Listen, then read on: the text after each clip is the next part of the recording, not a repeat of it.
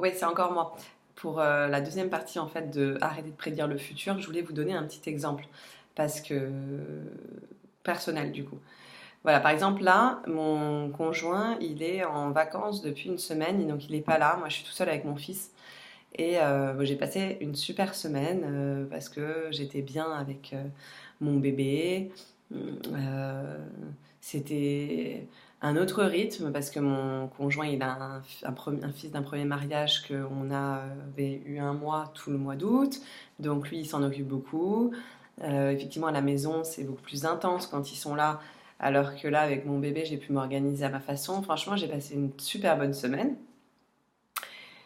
Et bien entendu, en tant que toujours esprit toqué. Donc moi, on va dire que j'ai toutes les pensées que vous avez du TOC, je les ai.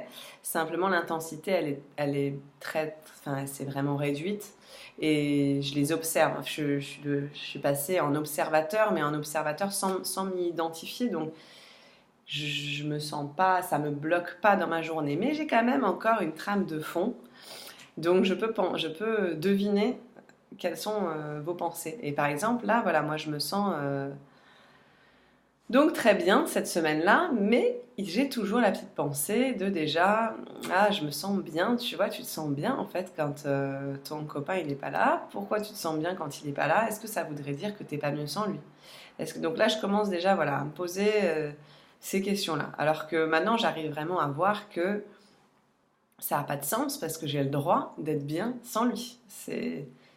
L'un n'empêche pas l'autre. Je peux très bien avoir passé cette super semaine avec mon fils et passer des bons moments avec lui. Et je peux aussi très bien avoir passé une super semaine avec mon fils et puis après passer des mauvais moments avec lui. Mais ça voudrait pas, ça pourrait pas conclure que je ne suis pas bien avec lui. C'est marrant comment dans le talk on fait A plus B égale C, alors que A plus B c'est pas égal à C, mais on s'est dit A plus B égale C.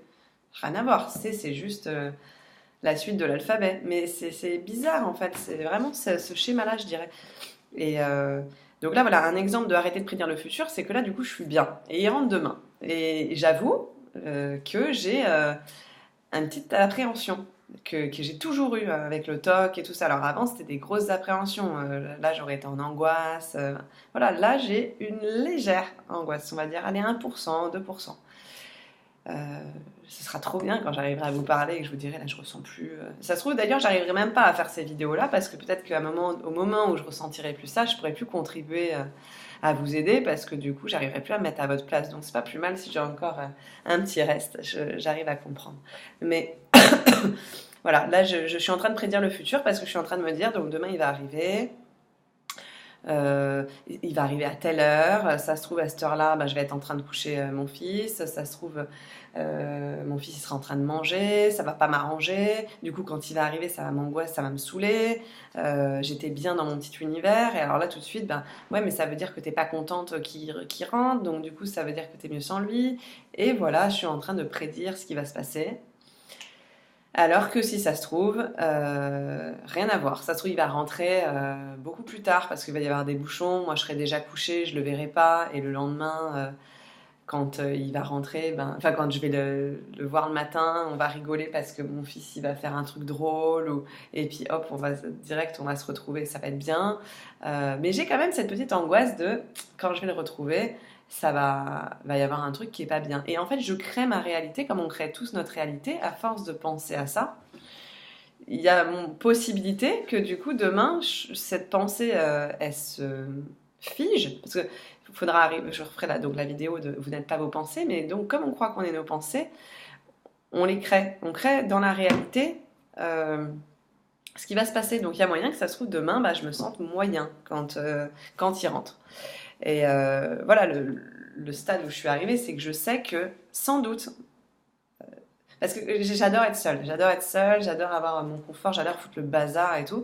Donc ça n'a rien à voir avec lui en fait, c'est vraiment ma personnalité est comme ça. Donc lui, il m'empêche ça quand il va rentrer, c'est ça qui va m'embêter en fait de lui.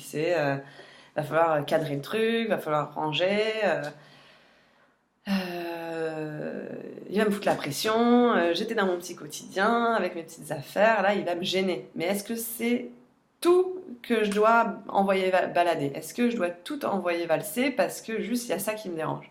Il va falloir juste que je vois, que je travaille à la limite sur ce point en fait, sur ce point-là. Ok, je vois que ce qui me gêne, c'est que quand je rentre, enfin quand il rentre, ça me gêne parce que moi je suis dans mon petit quotidien.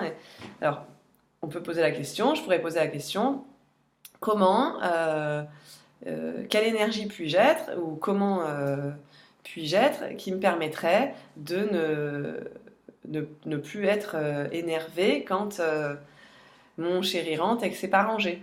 Alors, par exemple, ça se trouve, je vais être amenée à me détacher de ça, à me dire, je m'en fous, c'est pas rangé, c'est pas rangé. Si lui, il a envie de ranger, il range. Si, en fait, voilà, c'est d'autres choses derrière. Il y a d'autres petites choses derrière qui va vous. C'est des petites parties de votre vie, des petites parties de votre être qui ne coïncident pas avec souvent la personnalité de votre conjoint. Et donc, du coup, il y a des petits trucs qui vous énervent, c'est normal, comme dans tous les autres couples, comme partout.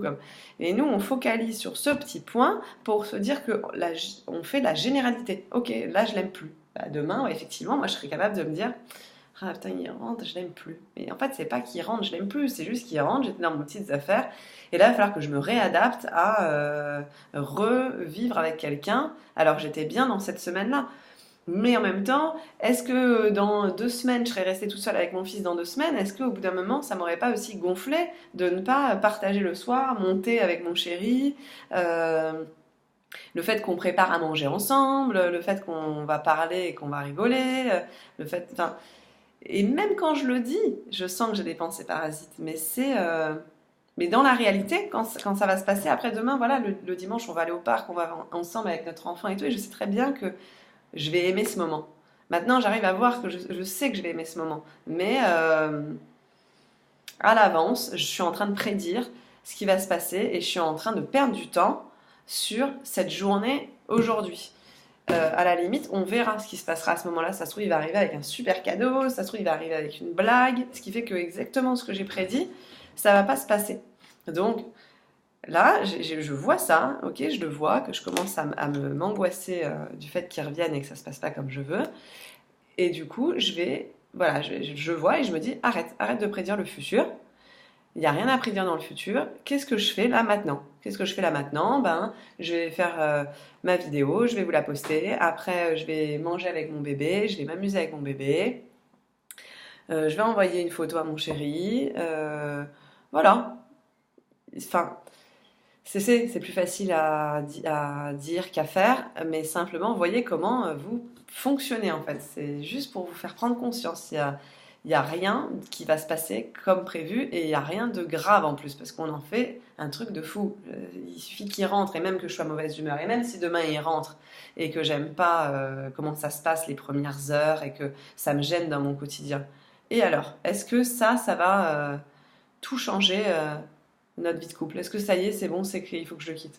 Il faut arrêter, il faut redescendre. Là, on peut se rendre compte que là, je pars extrêmement loin, quoi. Donc, et là, je me moque, mais je me moque de moi-même, mais gentiment, parce que je sais que je suis comme ça, vous êtes comme ça, et que c'est étonnant de penser comme ça. Mais voilà, on est comme ça, on pense comme ça, on est très émotif, tout prend des proportions. On ressent peut-être fois 1000 les choses qui sont pas signifiantes. Donc maintenant, c'est à nous de les rendre moins signifiantes. Au moins se rendre compte que voilà quoi, je pense comme ça, ok, mais je suis assez conscient pour très bien voir que c'est pas ce qui va se passer dans la réalité et que je lâche un petit peu là-dessus quoi. Voilà, j'espère que c'est un peu plus clair. Je vous fais des bisous et à bientôt pour une prochaine vidéo. Ciao.